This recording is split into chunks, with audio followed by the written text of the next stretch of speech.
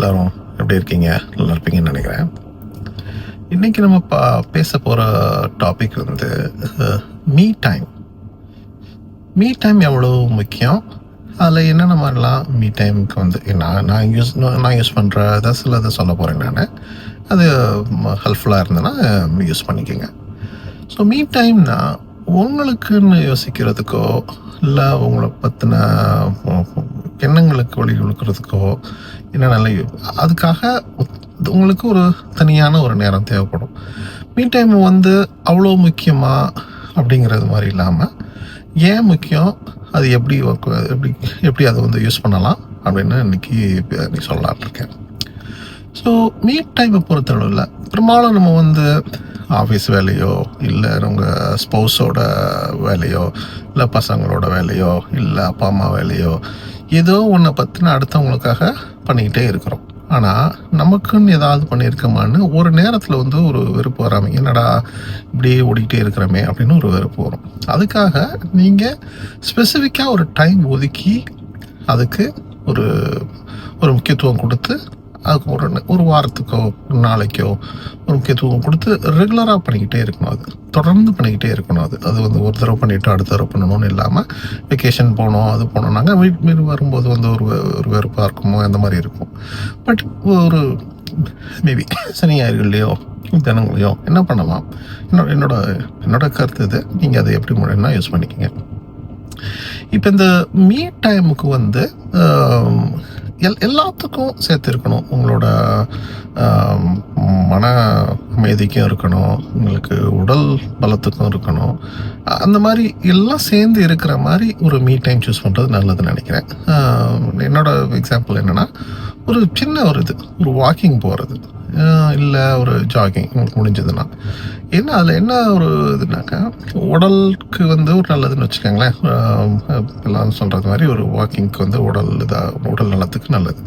ஆனால் என்னோட முக்கியமானது வந்து சிந்தனைகள் வந்து நிறையா விடும். அப்போ தான் நல்ல சிந்தனைகளோ சில ஐடியாஸோ எவ்வளவோ விஷயங்கள் வந்து அந்த நேரத்தை வந்து நல்லாவே தூண்டுவது. அந்த நேரத்தெல்லாம் மித்த நேரத்தில் ஏன் தோண மாட்டேங்குது, ஏன் அதை வந்து எடுக்க மாட்டேங்குதுனாக்கா அவ்வளோ அமைதியாக இருக்கும் ஓகே அப்படின்னு தோணும். ஆனால் இந்த மீ டைம் வந்து எப்படி சூஸ் பண்ணுறது அப்படின்னாக்கா, முக்கியமாக என்னோட இதில் என்னன்னாக்கா, வீட்டில் எல்லாரும் எந்திரிக்கிறதுக்கு முன்னாடியோ அவங்களுக்குரிய கிளாஸுக்கு போகிறது அதுக்கு போகிறது வேலைக்கு போகிறது எல்லாத்துக்கும் முன்னாடியும் அதை வந்து அந்த நேரத்தை சூஸ் பண்ணிடுவேன் நான்.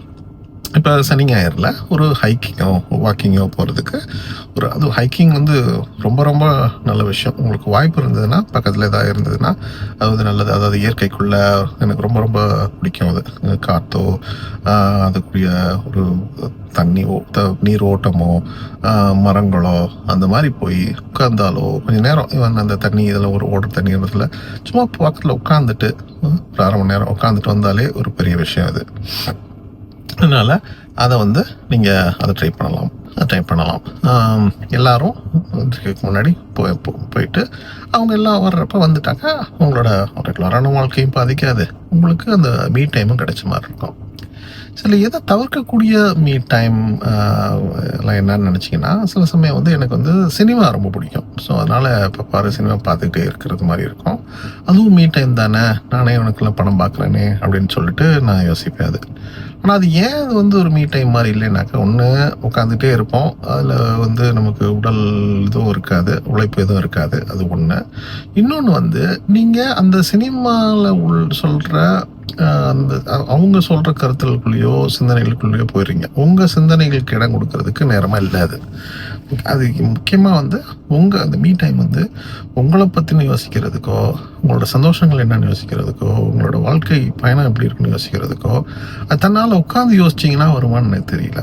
நீங்கள் இந்த மாதிரி வாக்கிங்கோ ஒரு நடைப்பயணமோ இல்லை ஒரு ஹைக்கிங்கோ போனீங்கன்னா அந்த நேரத்தில் வந்து உங்களுக்கு தன்னால் தோண ஆரம்பிக்குது. அது என்னோட அனுபவத்தை சொல்கிறேன் நான்.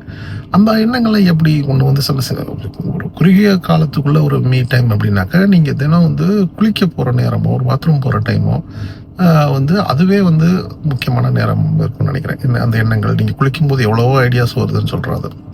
ஆனால் அது வந்து ரொம்ப குறுகிய நேரம். அது 10 மணி தெரில, அது முடிச்ச உடனே என்ன ஆகும்னு தெரியல.